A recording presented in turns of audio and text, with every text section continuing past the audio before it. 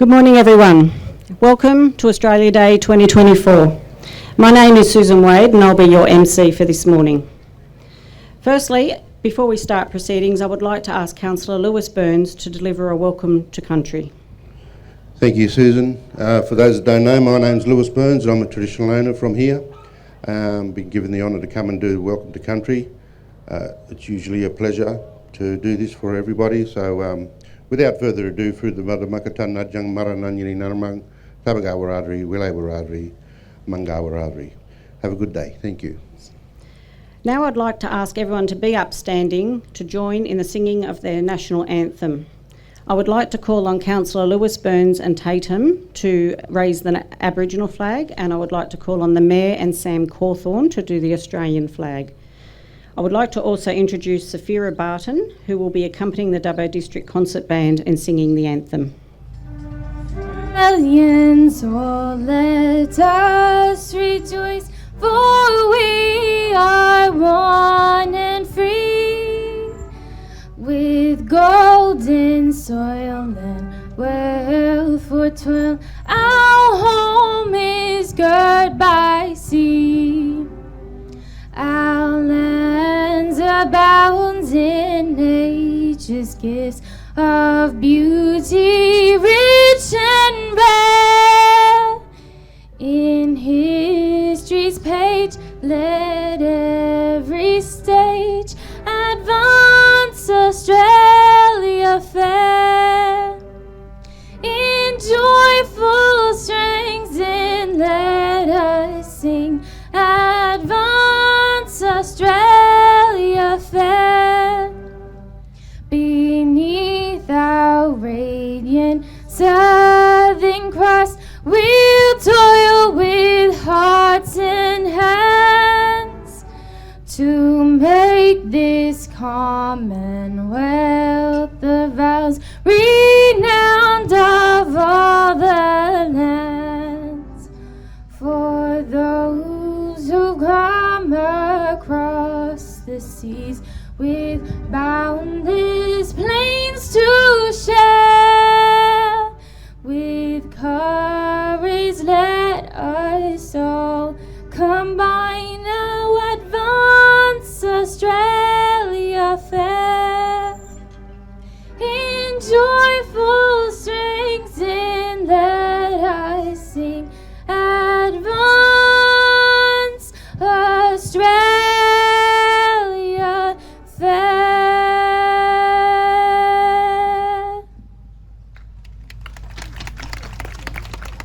I would now like to introduce the members of the official party who are here this morning.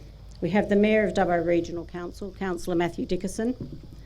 We have the Deputy Mayor, Councillor Richard Ivey, and Councillors Josh Black, Lewis Burns, Shibli Chowdhury, Damien Mann and Matt Wright. We have Council's Chief Executive Officer, Mr Murray Wood, the Honourable Mark Coulton, our Australia Day Ambassador Sam Cawthorn. We have a number of former councillors here today, Evan Elliott, Richard Mutton, Anne-Marie Jones and Doug Butcherine. Representatives from the New South Wales Police, we have Assistant Commissioner Brett Greentree and Inspector Russell MacArthur. Representative from Fire and Rescue New South Wales, Gary Barber. New South Wales SES representatives, Chief Superintendent Bridget Rice and Superintendent Annabelle Watson. And our Australia Day committee members, who are made up of Tom Gray, Bill Greenwood, Rhonda Bramble, Jeff Mann, Derek Edwards, Jennifer O'Connor and Peter Hargraves.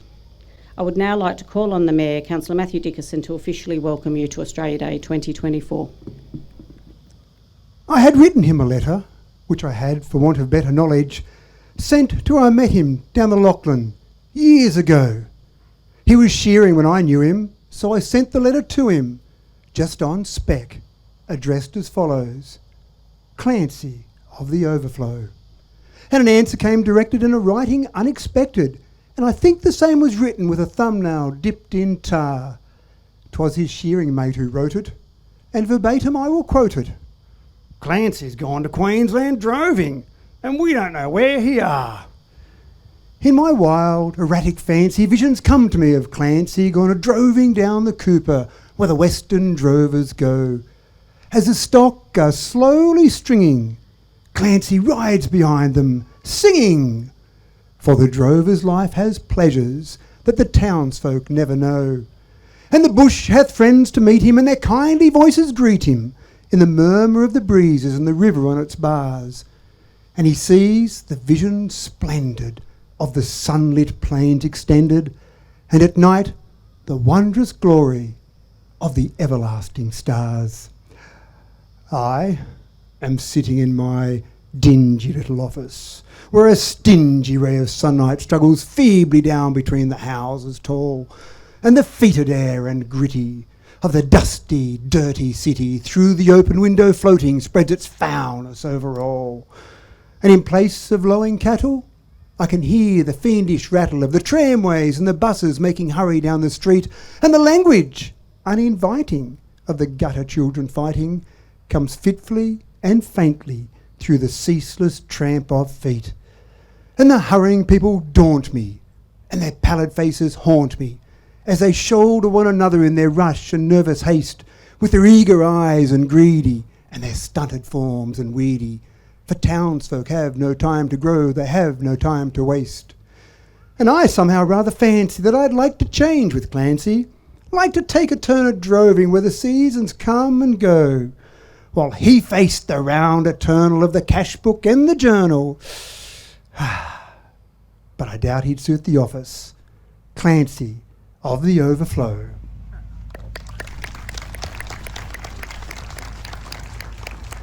Thank you.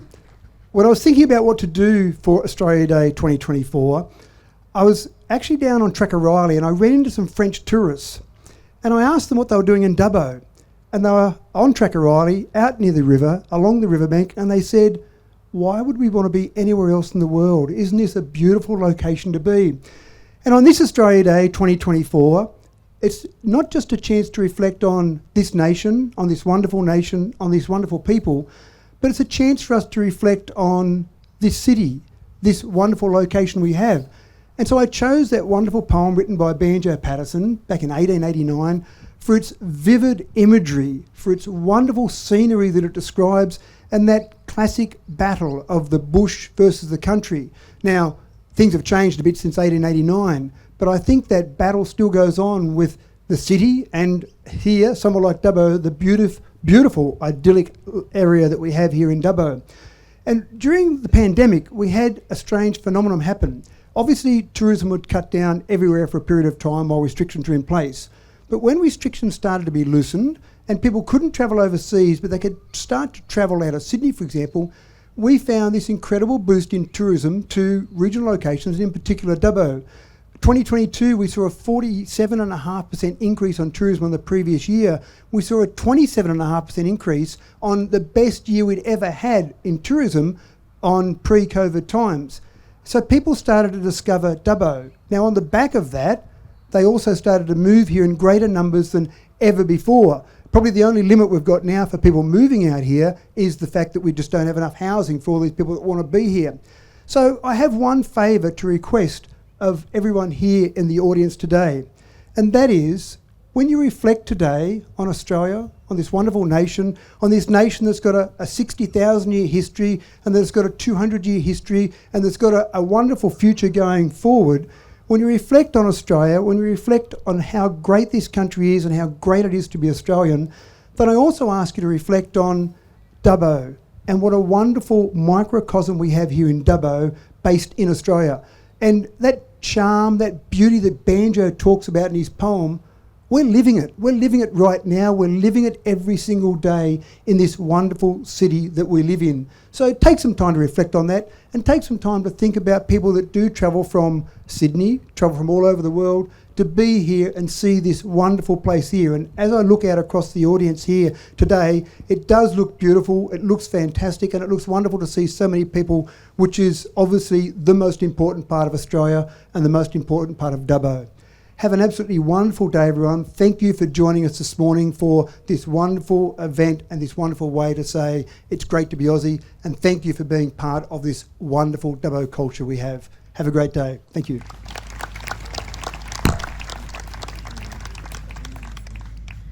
I would now like to take this opportunity to introduce our Ambassador, Sam Cawthorn.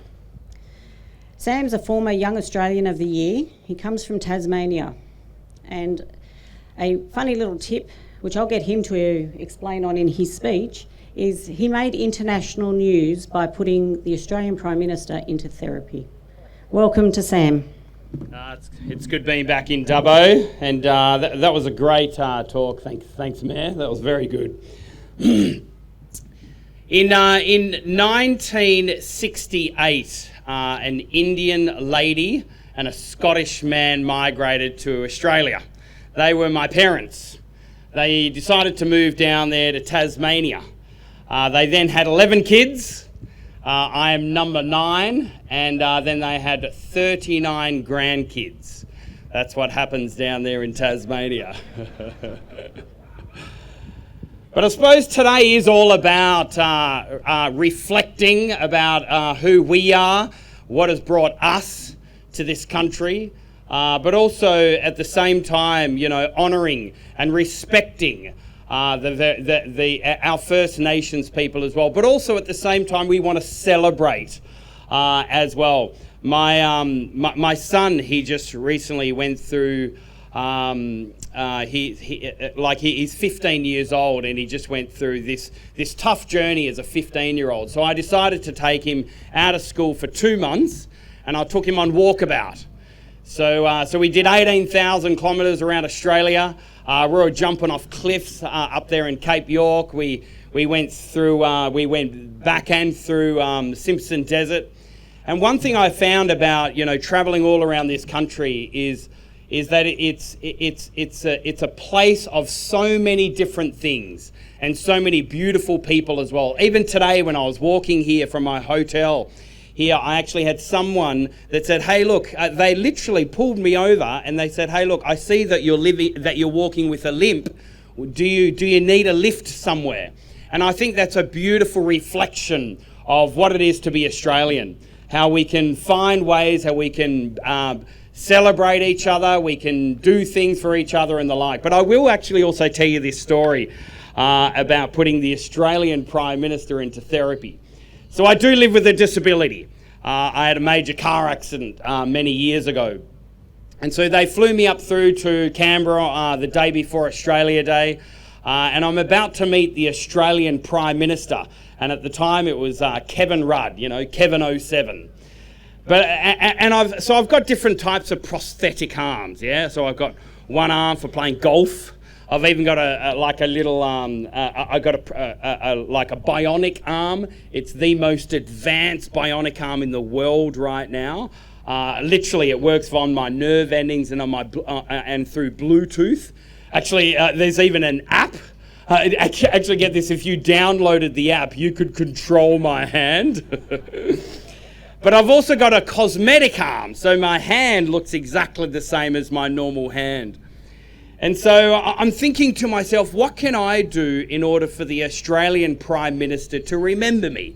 Because again, this is this larrikin spirit of Australians. We just like having a little bit of fun and the like. So I went up to the Australian Prime Minister, Glenn McGrath, Adam Gilchrist was there, and the Australian Prime Minister, he didn't notice at all that I had a prosthetic arm.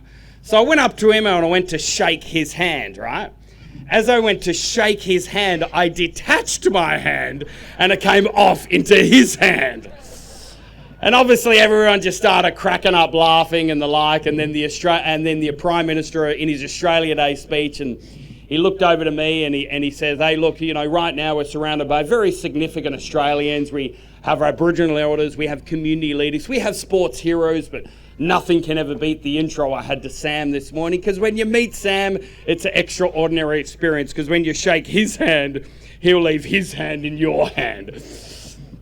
And this is a great example of I think, who we are as Australians. We don't take things too seriously. There's always ways that we can bring joy and laughter into people's lives. But also, it's a beautiful country that we can also celebrate as well.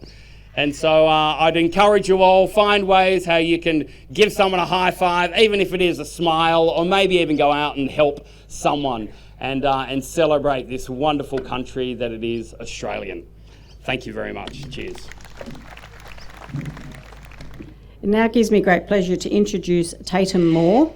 Tatum is an Indigenous lady, and she's going to get up and give an address and share her story.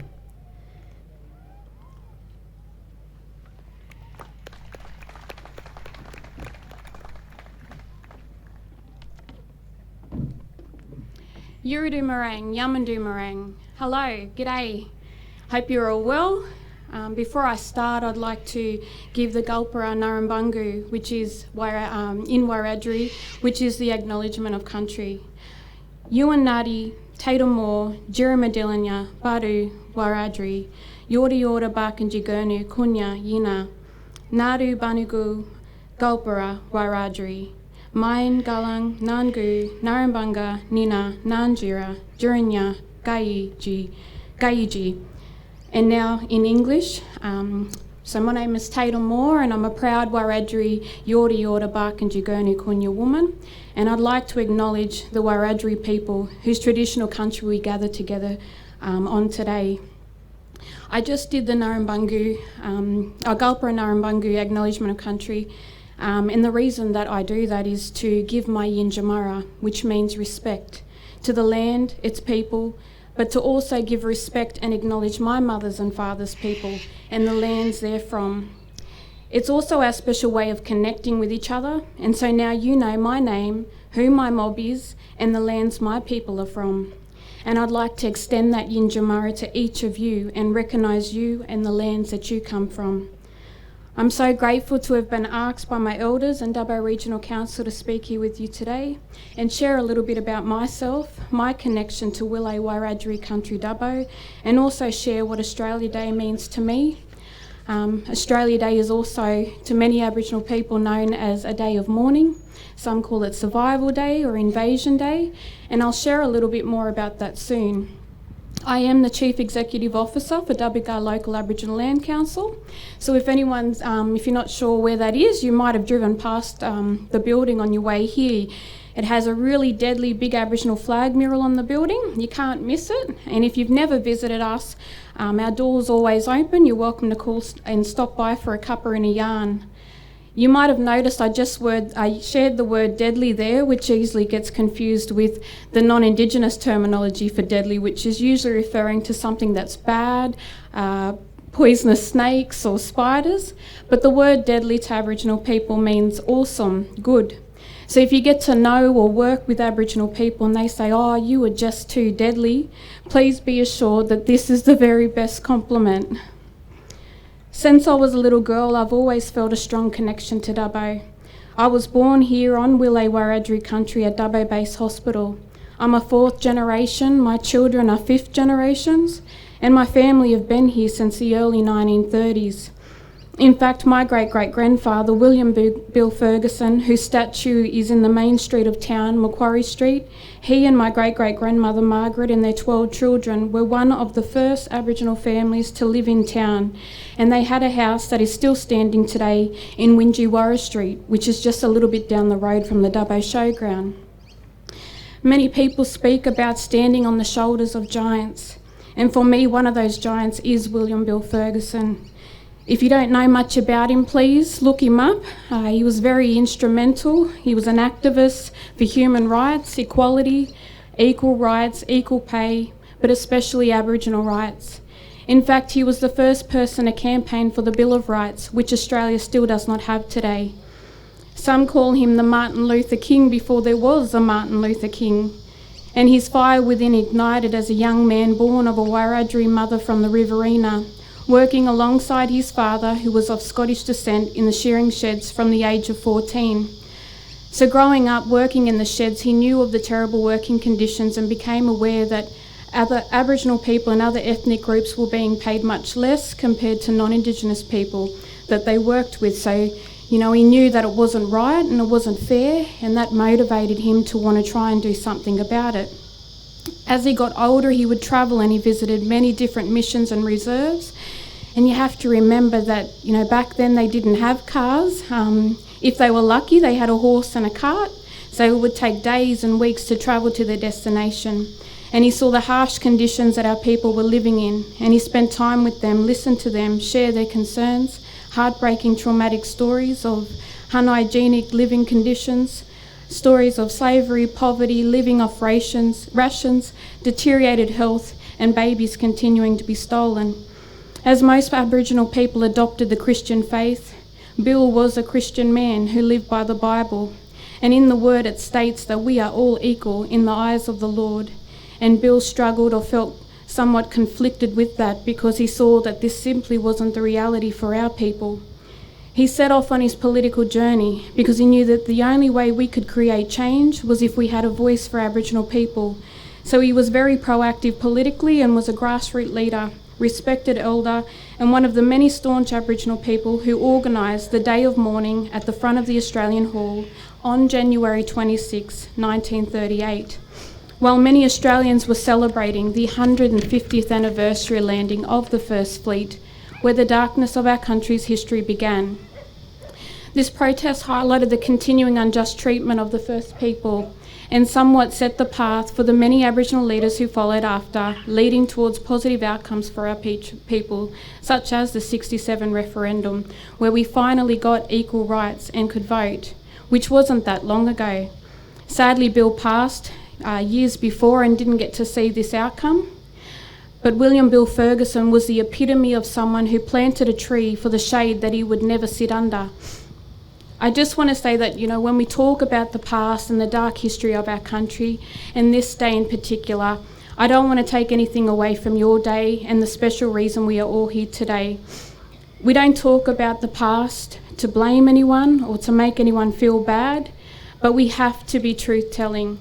We have to have those tough and robust conversations. It's important to remember so that the past never happens again, that we learn from it, and we need to work together towards a better future. To finish up, we talk about kinship and connection to country as Aboriginal people. As blackfellas, we are born with that kinship. Into that kinship comes responsibility and obligation. For example, caring for country, rivers, our animals, and fighting for social justice for our people. So in saying that, our land, known as Australia, our home, we share that with you, and now is your home. And I guess in a way you also have that kinship to country, responsibility or obligation, and so not to scare you but to encourage you to please embrace our First Peoples, experience our culture, learn our history, be an ally and a friend.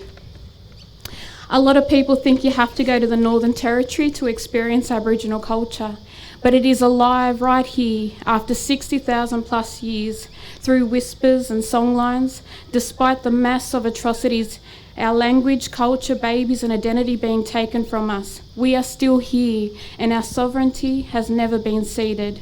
Always was, always will be Aboriginal land.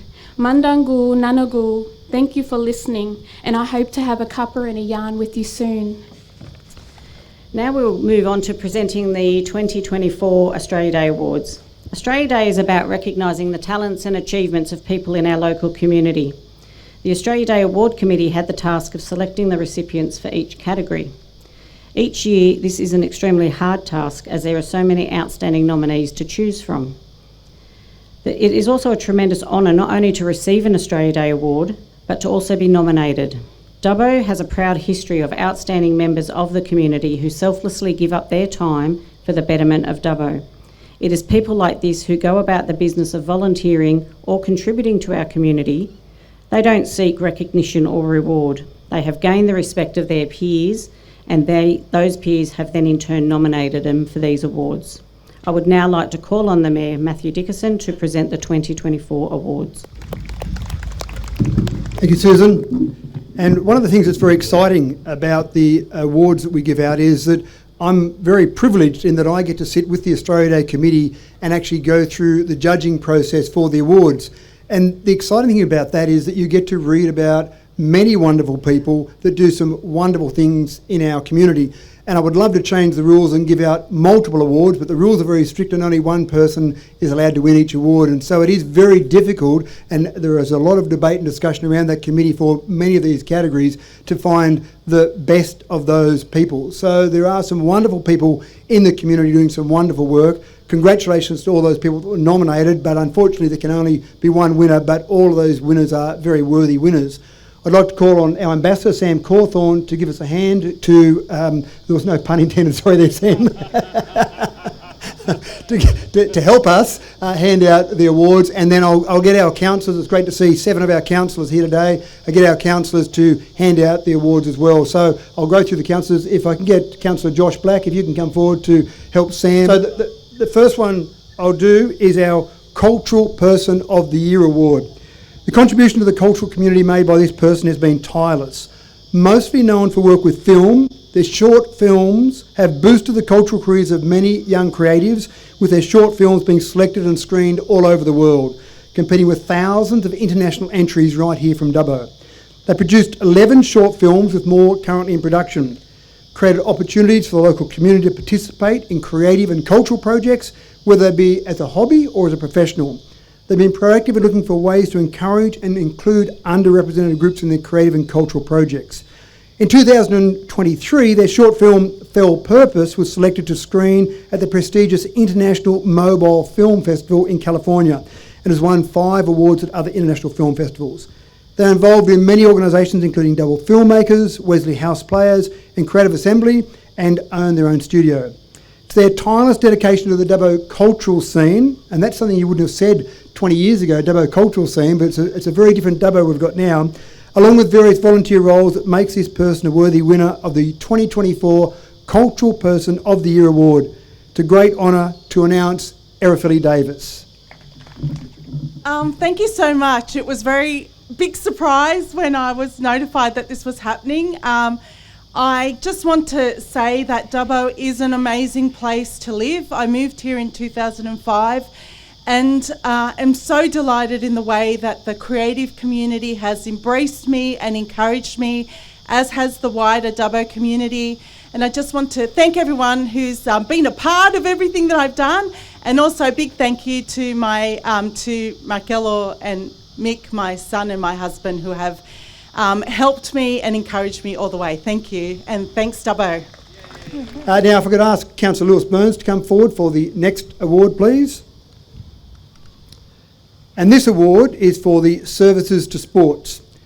Next person has contributed more than 60 years, given generously to the community as a whole, to sport throughout this time. What is often unseen is the time taken by this person to capture the pathos of sporting exultation and disappointment, a truly remarkable tribute to his passion and world-rated skill.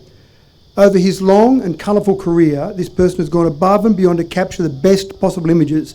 So much so, he has been known to put on footy boots, strap on cricket and hockey pads, slide into go-karts, driving and riding in a wide range of motor vehicles. He's even ridden horses, swum with triathletes, and cycled, all in the name of capturing images of athletes with his inspiring snaps.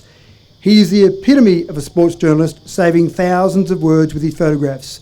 For the above reasons, Mel is a much deserving recipient of the 2024 Services to Sports Awards. Congratulations, Mel Pocknell.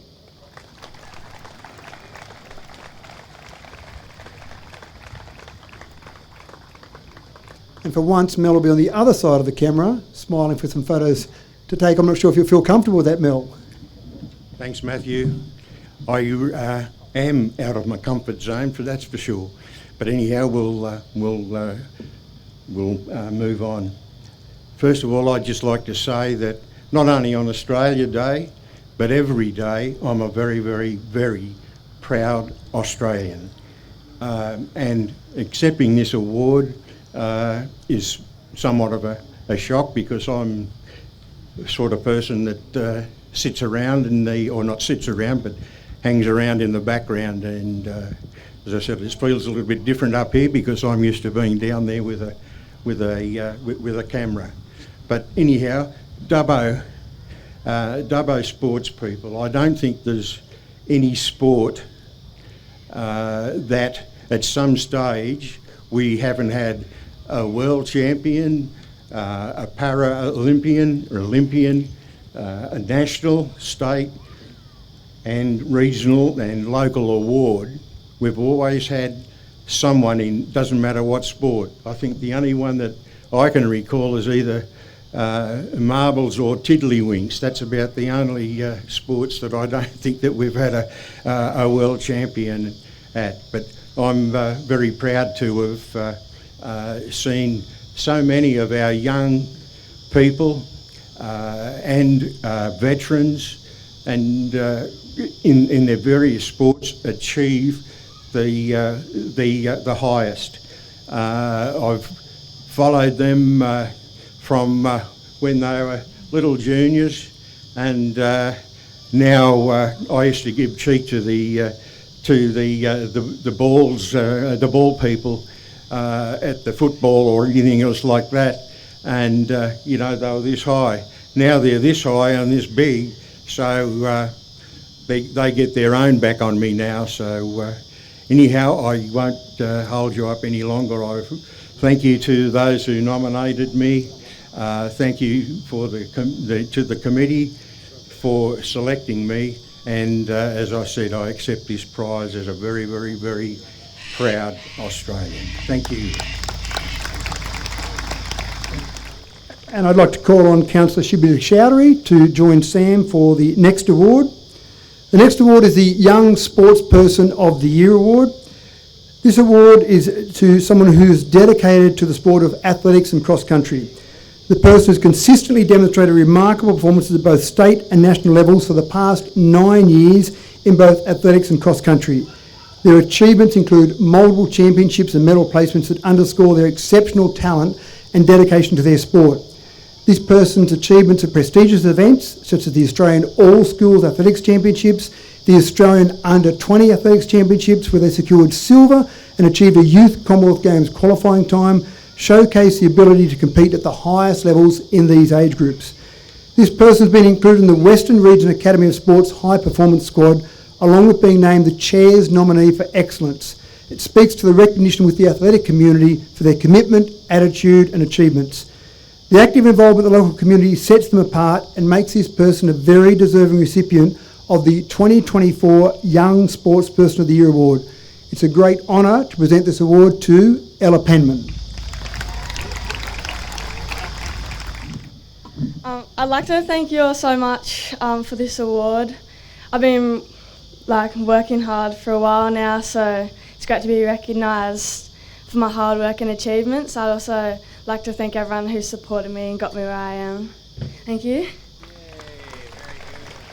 I'd like to ask Deputy Mayor, Councillor Richard Ivey, to come forward now to present the Sportsperson of the Year. I didn't pick these councillors based on the categories, by the way. I'm not sure if Richard was thinking that he's getting to present this one because it was Sportsperson. The next person, yeah, obviously, the next person is to be awarded for their dedication to the time of the sport of cycling. This person has competed against the very best in the world in the rough and tumble sport of professional sprinting. They've travelled to America for the Trexel Town Summer Games to compete. At the National and Oceania titles, this person is breaking through at record speeds, setting the track alight in Brisbane with a time of 9.837, which means that they were doing 73.2 kilometres an hour on a push bike. They're officially the fastest cyclist ever to come from Dubbo and proving they're a powerhouse emerging on the super competitive world of track sprinting. This person will be riding second wheel for Australia in the elite men's team sprint at the 2024 Oceania Championships in February, and if all goes well, it will be a great opportunity for them to represent Australia further in the sport. For all these reasons, this makes the winner of this a very deserving recipient of the Sportsperson of the Year award. So the winner is Daniel Barber. Now, unfortunately, Daniel's not here because, surprise, surprise, he's competing at the moment. So we'll ask his mother, Jodie Barber, to come forward and accept the award on Daniel's behalf. And then when Daniel is back in Dubbo, we'll do a small ceremony, potentially at a council meeting, to present Daniel with that award. Now, would you like to say something and thank his mother about all the wonderful work that his mother's been doing? Thank you. Thank you, Sportsperson Richard Ivey. And it's probably appropriate in some ways that a parent does collect an award for a Sportsperson of the Year, because obviously there's so much work, and I'm sure if you spoke to Jodie for 5 minutes afterwards, you'd hear about all the work that's been done by parents to make sure that kids are at events and being taken to training and all sorts of things. Everyone in the room that's been involved, everyone in the audience that's been involved knows that that's the case. So the next award presenter, I'd like to ask Councillor Damien Mann to come forward and again join Sam. Sam's earning his money here today, staying there, working away. The next award is presented to the Young Citizen of the Year. Next person is someone at a young age that has shown already their dedication to the community. The dedication is truly commendable and makes them a standout. Not only has this person shown exceptional commitment to various community activities, but their selfless acts, such as shaving their head not once but twice for meaningful causes, showcases their compassion and dedication to making a positive impact. Their involvement in volunteer work, coaching and representing Dubbo in basketball at both local and state levels demonstrates leadership skills and passion for nurturing the potential of younger generations. This person plays an active role as a referee for Friday night basketball, volunteering at the Junior Rugby League canteen and participating in events like the Tie-Dye Project's annual weekend, which further emphasises their broad and continuous contribution to Dubbo's community fabric. Notably, their recent fundraising initiative, where they raised $11,000 by themselves for sarcoma research, reflects their determination to make a difference in the lives of others and contribute to the greater good. For these reasons, I would like to announce that the 2024 Young Citizen of the Year is Mia Richardson. Hi everyone, just want to say thanks for the award, and the small initiative I took can hopefully make a brighter future for childhood cancer. That's all. Thank you. Next, again not reflective of the award, I'd like to ask Councillor Matt Wright to come forward to present the Senior Citizen of the Year award. The contribution made by this next person has shown why they're being named as Dubbo's 2024 Senior Citizen of the Year. This year will mark 50 years that this person has been volunteering with the St Vincent de Paul Society in Dubbo. Their volunteering work has been extremely selfless in their commitment to those less fortunate in our community. This person completes home welfare checks and assists to ensure that these people can live in their homes and continue to maintain dignity in their lives. This person also visits patients in hospital, providing support and ensuring their needs are met, no matter how big or small. This person has coordinated the annual Christmas food hamper program and assisted with collections from business houses, volunteers and community groups. For these reasons and many more, this person is a very worthy winner of the 2024 Senior Citizen of the Year Award. It's a great honour to present this to Dennis Crimmins. Well, I'm very honoured to receive this award, and I would like to thank the person or persons that nominated me and also the committee that selected me. And that's about all I've got to say. Thank you. Now, before we do the final award, I'd also like to announce that in the Australia Day Awards honours list, there were 3 Dubbo citizens that were mentioned. I know one of them's here, so we'll actually ask her to stand up in a moment. I don't know about the other 2, but Ellen Stanmore was awarded an OAM this morning, so congratulations, Ellen. And I know you're here somewhere, I just can't see you. If you can stand up somewhere, please, wherever you are, and down the back. Up there you go, thank you. Congratulations, Ellen, well done. We've also got Sue Ellen Lovett, and I haven't seen Sue Ellen here, but Sue Ellen Lovett also was awarded an OAM, and also Dr. Robert North was awarded an OAM. So congratulations to those 3 people. Fantastic to see Dubbo people recognised on the national stage. The last award to be presented today is the Citizen of the Year. This next person started making a contribution early on in her life and was recognised for this, and they've continued to achieve so much since then, and that's why they'll be named Dubbo's 2024 Citizen of the Year. At a young age, this person faced immense challenges of battling high-grade metastatic osteoblastic osteosarcoma. However, despite the adversity, they've emerged as a beacon of hope and inspiration for so many. The commitment to making a positive impact extends beyond their own struggles, showing unwavering determination in raising awareness and funds for cancer research, particularly focusing on sarcoma-related diseases. Through initiatives like the Tie-Dye Project, over $700,000 has been raised towards sarcoma-related projects. These efforts have not only contributed to vital research, but also created scholarships and opportunities for vulnerable girls to access sport through netball. Dedication to community service is reflected in numerous accolades, being the youngest ever speaker at Stand Tall 2023, where they addressed 10,000 children on mental health awareness. Involvement with various awards, councils and foundations showcases the commitment to creating positive change. From being a founding member of Country Hope Dubbo to sitting on panels for the Federal Government's Department of Education, constantly demonstrated passion for making a difference.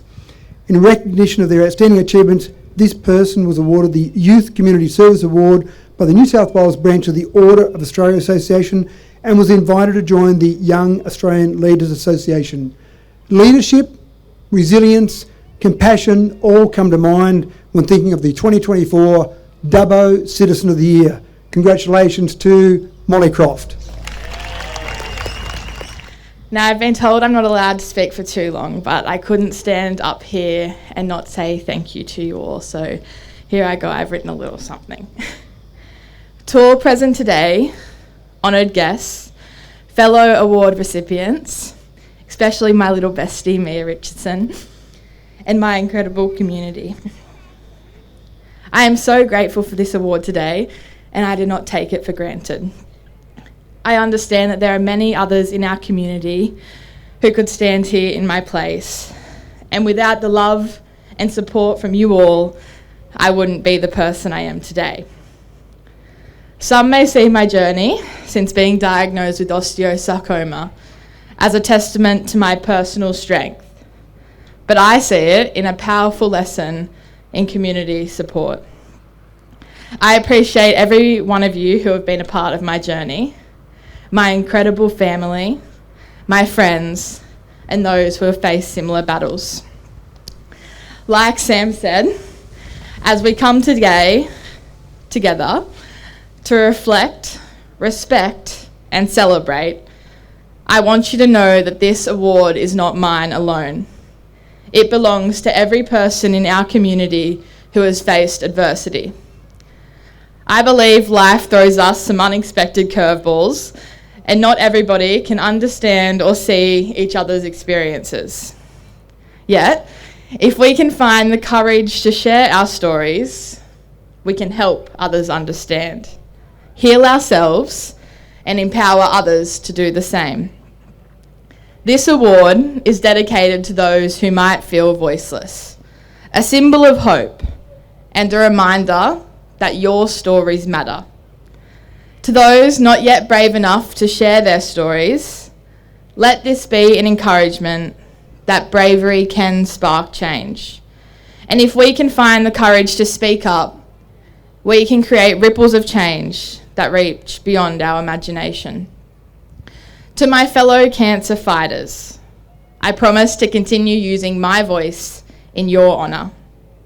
Everything I do is for those coming behind me, those not yet diagnosed, and for those who are no longer here. They will never, ever be forgotten.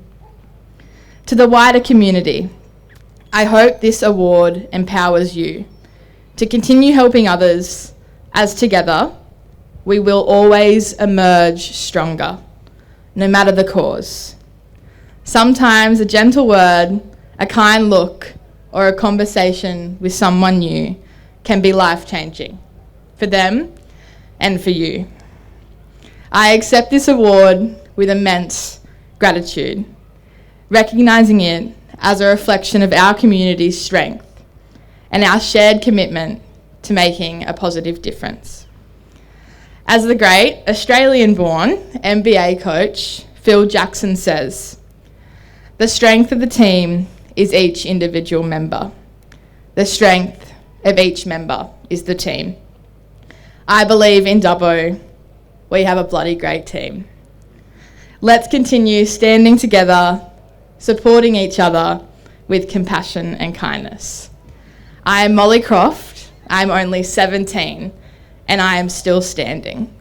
Thank you, Dubbo, for being my rainbow today.